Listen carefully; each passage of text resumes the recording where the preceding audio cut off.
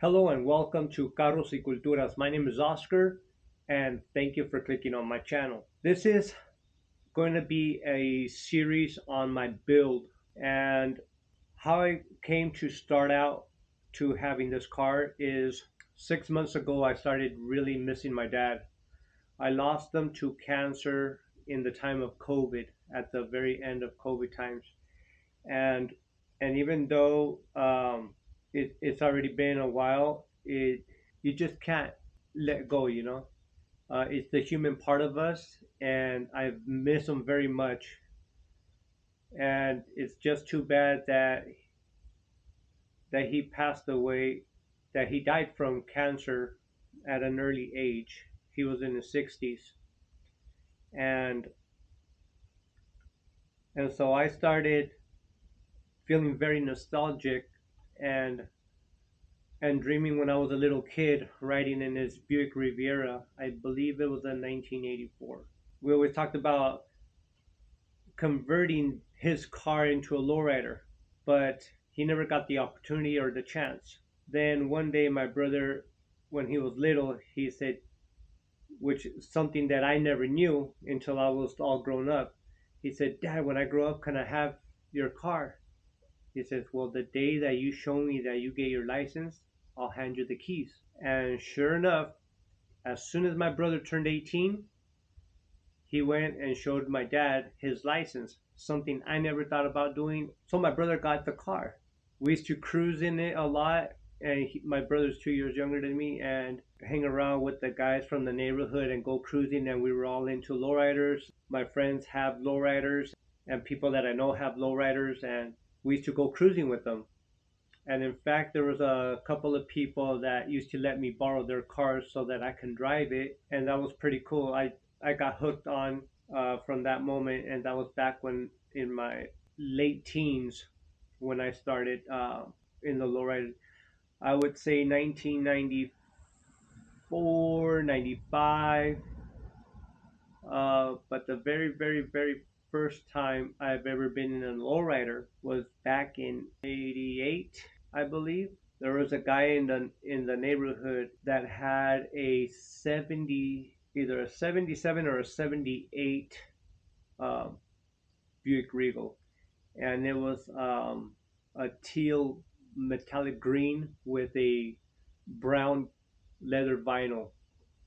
And I remember him having two 15s, or if I remember correctly, two 15s or two 18s for his system. And that's the very first time I got hooked going in a lowrider and going cruising. But fast forward, I was missing my dad, and I was having these dreams about how beautiful that car was, and it brought these great memories about traveling to Tijuana because that's where my dad was from.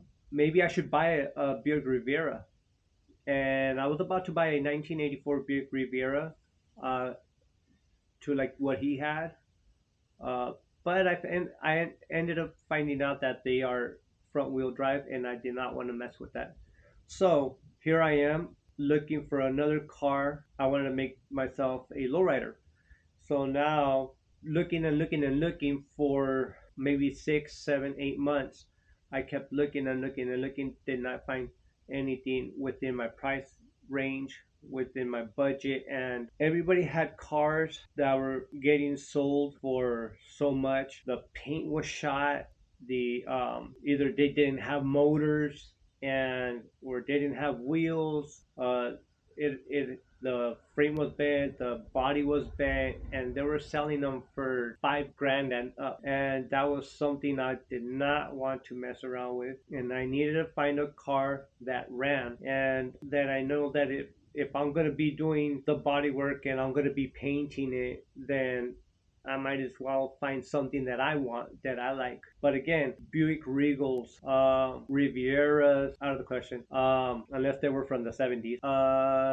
Oldsmobiles, Monte Carlos. I think that's about everything that I was looking at. 82 to 87, all those G body styles. There's no way I can get one. There's a couple of people that I messaged, and I was ready to buy on the spot and take it, and some of them needed work, but nobody answered back, so I didn't. I just skipped that person, move on to the next. After 5 months, I ended up finding another ad that I had previously seen before. But you know when your gut tells you that's your car. But I said, well, let's see. If it is for me, then I'll buy it. If it isn't for me, I won't buy it. What I ended up doing is, as I'm searching and searching, this one is in the back of my mind, and I kept searching and searching. So I didn't find anything. I took my time. I wasn't rushing it. I said, you know what? I think that's the car for me. I ended up contacting a guy through Facebook Market, and I said, I want to buy the car, and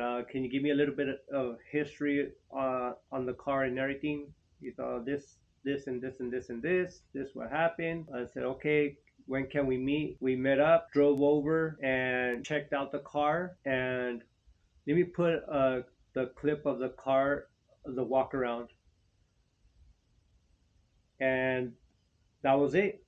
It had a broken sway bar for the rear differential. It had a hole in the muffler, and the pipes from the manifold down where it unites also has a hole. I said okay, but the engine was smooth, and there was nothing wrong at all with the engine.